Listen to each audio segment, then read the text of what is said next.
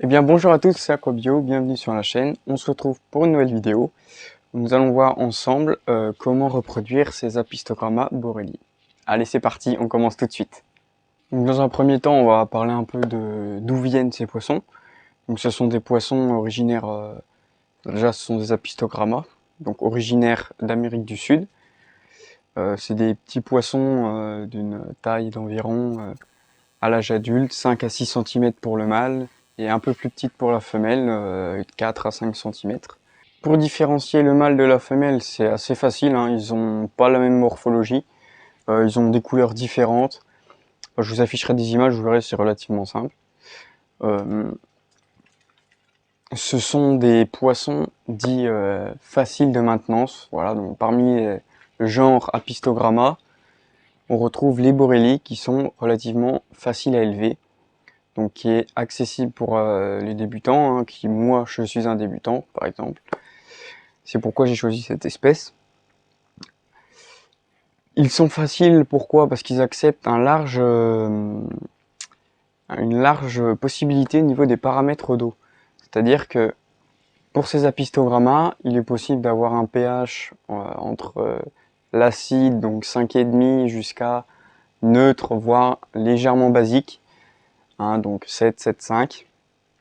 Ils peuvent aussi s'élever dans une eau plutôt dure, voilà, donc jusqu'à 10, 12 degrés GH, c'est possible.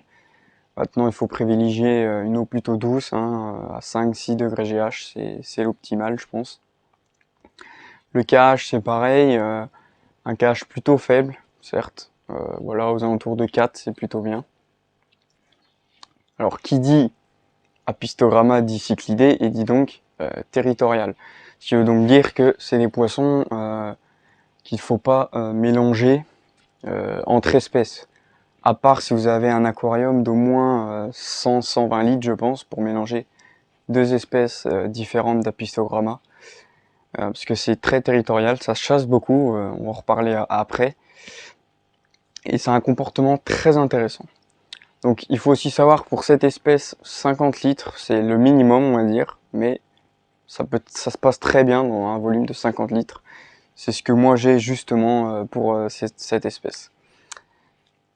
Pour réussir une reproduction, il faut déjà plusieurs choses, hein, plusieurs facteurs, c'est-à-dire une eau correcte, comme on a vu avant, les paramètres, voilà. Il faut aussi une bonne alimentation, c'est super important, il ne faut pas la négliger. Moi, pour ma part, j'utilise le Dr Bassler. Donc, je vous avais justement présenté cette nourriture dans une dernière vidéo d'unboxing de Zoanthus, il me semble.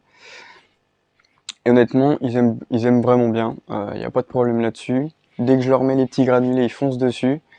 Enfin voilà, il y a aucun problème pour ma part pour l'alimentation. À part l'alimentation, il faut aussi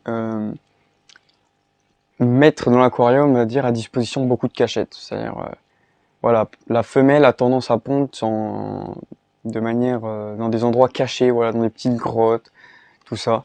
C'est pourquoi, si vous voulez réussir la reproduction, je vous conseille vivement de mettre des cachettes. Moi, j'ai mis par exemple une noix de coco, il y a beaucoup de racines. Bon, après on va en venir aussi, donc les plantes, c'est important de planter l'aquarium. Alors bon, là pour ma part, j'ai pas le bon exemple, parce que mes plantes se sont fait défoncer par mes escargots. Mais prochainement, je vais en remettre. Là, j'ai plus que des flottantes, hein, et puis 2-3 tiges de kabomba qui restent, mais complètement déchirées. Je vais également, je pense, retirer les escargots, les mettre dans un autre aquarium et potentiellement les vendre parce que ils me font trop de ravages dans l'aquarium. Planter son aquarium, c'est assez important. C'est des poissons qui aiment beaucoup des aquariums plantés. C'est pourquoi je vous le recommande. Si vous respectez tous les paramètres que je vous ai énoncés avant, il n'y a pas de problème normalement pour réussir votre reproduction. Après, ça dépendra de l'âge de vos poissons. Et donc, s'ils sont trop jeunes pour se reproduire, il faudra attendre un peu. Et voilà, s'ils sont matures, ça va attendre quelques semaines, quelques mois. Vous voir la partie plus pratique de leur production. C'est-à-dire ce que moi j'ai fait, comment ça s'est produit, et voilà tout ça. Donc moi à la base je souhaite sur cette chaîne vous partager mon expérience justement que j'ai avec l'aquariophilie justement, parce que je suis débutant, c'est-à-dire que ça fait 2-3 ans que j'ai commencé l'aquariophilie, Ce sont mes premiers poissons. Avant, j'ai eu que des invertébrés, notamment des crevettes que vous avez pu voir dans d'autres vidéos. Et j'ai eu la merveilleuse surprise de voir que j'avais des bébés. Je disais donc qu'elle chassait mon mâle, elle le fumait dans tout l'aquarium. Et donc je me suis dit, c'est bizarre, je savais que c'était territorial, mais quand même, du coup, j'ai émis l'hypothèse que potentiellement elle allait pondre. Et j'ai remarqué tout à l'heure, en allant voir mon aquarium, je regarde ma femelle qui a été sortie, parce qu'elle restait souvent, voire tout le temps dans sa coco. Et là, je la vois sortie, je dis, on va regarder un peu comment elle va quand même. Et là, je vois autour d'elle des petits poissons qui nagent. Donc là, super content, voilà. J'ai réussi la première reproduction. Alors maintenant, il va falloir avoir une deuxième étape, c'est faire grandir les alevins. Ce qui va pas forcément être facile, hein, parce qu'il va falloir... Enfin, j'ai prévu en tout cas de faire des éclosoirs, enfin, faire naître des Nauplides Artemia pour les nourrir.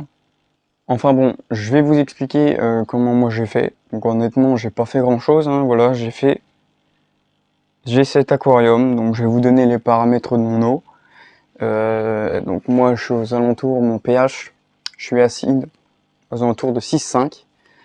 Mon GH, je suis entre 6 et 7. Et mon KH, je suis à 4. Voilà. 3, 4, environ 3, 4 de KH. Après, je vous l'ai pas dit là dans la vidéo, mais c'est un point important. Dans la nature, ces poissons donc, sont souvent dans des eaux dites noires, c'est-à-dire des eaux avec beaucoup de tanins.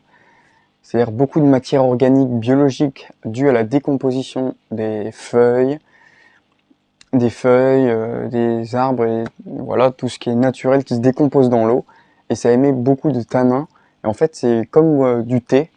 Le tanin, c'est cette couleur un peu brune qui se répand dans l'eau. Et ben c'est ce qui se passe avec la décomposition des feuilles et tout, mais aussi des racines, parce qu'il y a beaucoup de racines qui sont fortes en tanin, notamment la mangrove, la dragonwood, tout ça, c'est très fort en tanin. Et ça va en larguer beaucoup dans votre aquarium. Moi, j'ai du tanin dans mon aquarium et j'utilise un produit naturel hein, pour en rajouter parce que j'ai pas de source de tanin naturel dedans. C'est-à-dire que j'utilise un produit que je vais vous montrer tout de suite. Voilà, c'est ce produit, c'est le liquidumine que j'ai eu chez Sky & Shrimp. Donc faites attention à ce que ce soit... en fait, il y a deux sortes. Il y en a un qui libère des tanins et il y en a un qui en libère pas. Donc celui-là écrit en marron, normalement il libère du tanin comme le mien. Et normalement il y a une autre sorte écrit en bleu et elle par contre ne libère pas de tanin. Voilà, donc faites attention à ça. Donc en tant que débutant, je vous ai donné tous mes conseils et mes retours d'expérience de ma reproduction. J'espère que ça vous servira. Si c'est le cas, ben n'hésitez pas à me mettre en commentaire si vous avez réussi cette reproduction vous aussi. Voilà, ça me ferait plaisir qu'à votre tour, avec mes conseils, vous y arriviez.